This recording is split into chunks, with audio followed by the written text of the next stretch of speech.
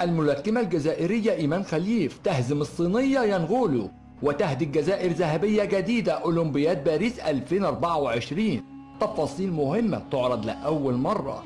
إيمان خليف تهدي الجزائر ميدالية ذهبية في الملاكمة. أحرزت الجزائرية إيمان خليف يوم الجمعة ذهبية وزن 66 كيلوغرام في الملاكمة للسيدات أولمبياد باريس، كما تغلبت إيمان خليف على الصينية يانغولو المصنفة الثاني بنتيجة 5-0 بإجماع الحكام، وأصبحت خليف أول ملاكمة جزائرية وإفريقية تحصد ميدالية في الألعاب الأولمبية. كما بلغت إيمان خليف النهائي يوم الثلاث الماضي بعدما تغلبت على التايلاندية جانجين بإجماع الحكام.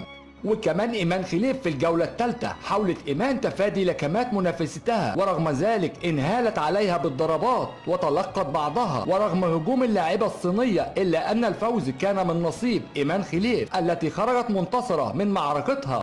أعزائي المتابعين، إذا كنتم من محبين اللاعبة الجزائرية إيمان خليف اعملوا لايك للحلقة حتى نعلم كم عدد محبيها.